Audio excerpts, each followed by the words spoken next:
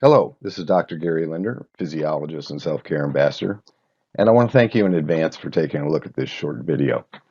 Its purpose is to introduce you to the self-care awakening.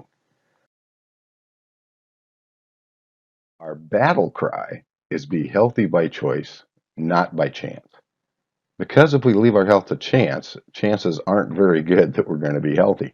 It's like spinning a wheel of fortune and hoping that you land on the healthy pie. So statistically, let's look at what our chances of being healthy are if we leave our health to chance. According to the Centers for Disease Control, 1/2 of all American adults age 18 and above have at least one chronic condition. 25% of us have two or more. And get this, by the time we're 65 years of age, 80% of us have one or more chronic diseases. These are responsible for 7 out of 10 deaths here in the US and globally, and treating chronic disease accounts for 86% of our nation's healthcare costs. Much of this is attributed to pharmaceutical intervention. Let's face it, we are taught our entire lives to be consumers of modern medicine, especially pharmaceutical medicine. When we were young and we had a headache, our moms gave us baby aspirin. They didn't ask when we last drank some water. Every day we are instructed from Big Pharma to ask our doctor about whatever pill they are talking about. If we think that there's a pill for everything, and many of us do, we miss the whole point of prevention and self-care. We are taught to treat rather than prevent, to react rather than be proactive about our health. We fill 4.3 billion prescriptions in the US per year.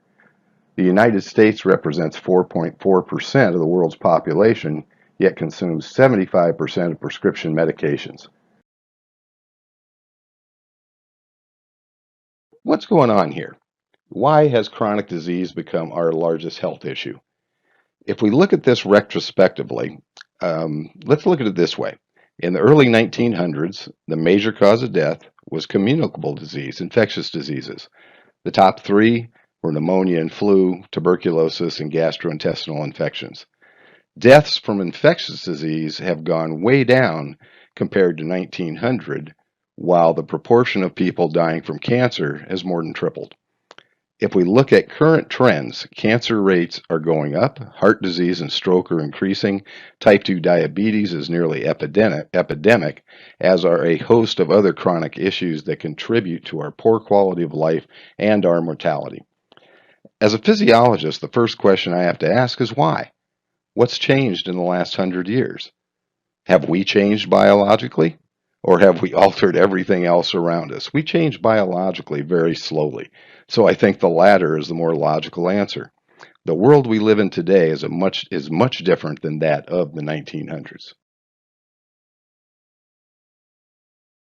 Within the self-care awakening, we look at 4 concepts that have contributed to the increase in chronic disease, namely environmental toxicity, and that we carry a body burden of toxic chemicals, dehydration and how that affects our health, not getting enough sleep, sleep deficiency and the health ramifications of it, and weight matters. Excessive sugar consumption is what we focus on in that chapter. These are really simple concepts, but they're ones that we don't pay enough attention to be as healthy as we possibly can be. I think we can all agree that the world is a pretty toxic place. There's no such thing as a pristine environment. Toxins are in the air we breathe, the water we drink, and the food we eat. They're in our homes we live in, the offices where we work, and they're present in our children's schools. They are prevalent in our personal care and cleaning products. There are over 85,000 chemicals used in the U.S., but the EPA has required toxicity testing on fewer than 500 of these. There are 4.5 billion pounds released in the environment yearly, including 72 million pounds of recognized carcinogens.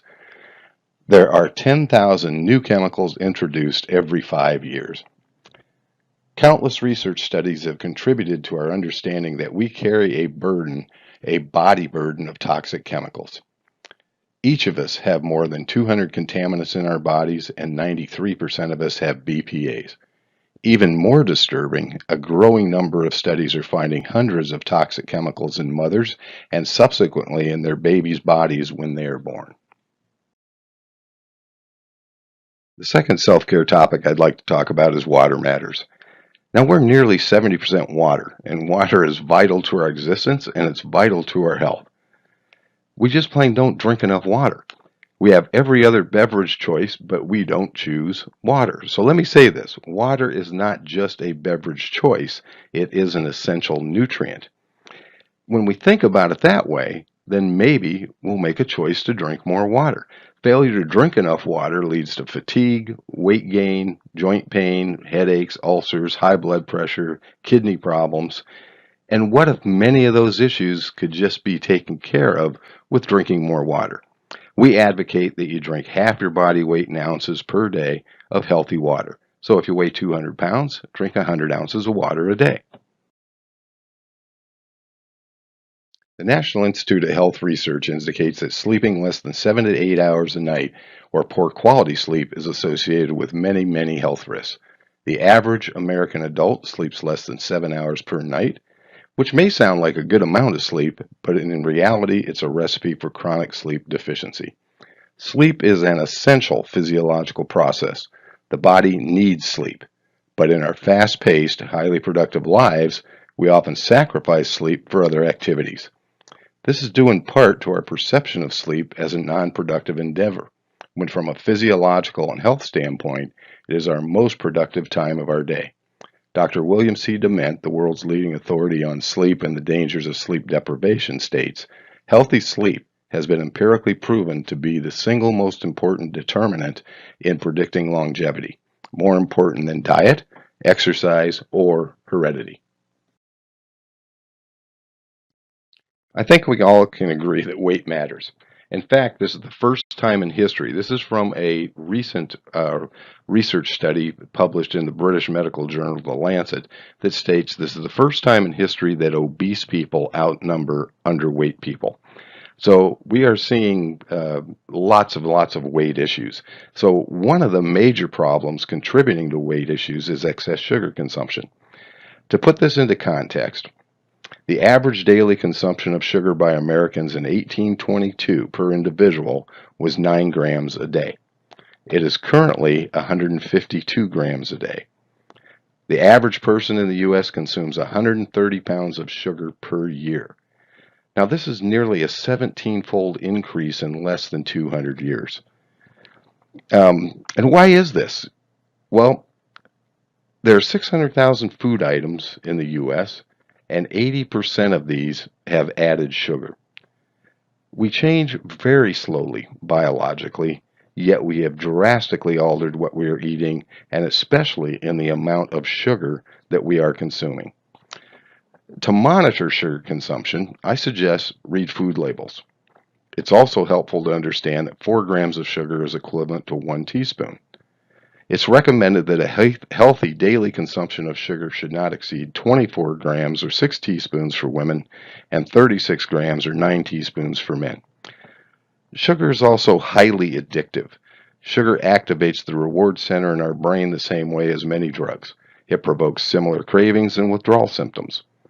To break the sugar addiction, read food labels to keep your daily consumption at a healthy level. And let protein help. Eating protein is an easy way to curb sugar cravings. High protein foods digest slowly, keep you feeling full longer, and protein doesn't make your blood sugar spike the way refined carbs and sugars do. Protein shakes are ideal for this. I know you have many choices when it comes to your health, but that's kind of the point of the whole self-care awakening. Be healthy by choice and not leave your health to chance. And let me ask you this. Wouldn't it be a good idea to reduce our body burden of toxic chemicals? Could we be healthier if we were hydrated every day? Would we be healthier if we had a good quality night's sleep where our body could rejuvenate and repair? And how about if we could take care of some weight issues just by being well hydrated, sleeping well, and reducing the amount of sugar we consume on a daily basis? As self-care ambassadors, we advocate for Nikken. Nikken products feature innovations that set them apart from anything else in the market. They combine traditional wisdom with modern technology and advanced engineering. The result is a product line that represents practical, natural solutions for dealing with life's everyday challenges. Break the sugar addiction with Ken's Vital Balance, Nikken's protein shake, and achieve and maintain a healthy weight with Nikken's everyday organic weight management system and many other nutritional supplements. Get a quality night's sleep using our Kenko sleep products. The Nikken sleep system is designed around the physiology of sleep to give you the deepest, most restful sleep imaginable. We can improve our hydration with the PiMag Waterfall and the Nikken Sport Bottle. Nikken Active Wellness products and technologies provide an integrated approach to decrease the ingestion and absorption of toxic chemicals and to help our bodies eliminate them to reduce our body burden. Let's consider this for a minute. If we list all these symptoms, they are indicative of many different types of chronic issues or chronic diseases. But they are also symptoms of environmental toxicity, dehydration, poor sleep, or excess sugar consumption. Thank you very much for taking a look at the Self-Care Awakening. I suggest getting back to the person who directed you to this video to get your questions answered or get more information about self-care and Nikken Active Wellness products so you too can be healthy by choice.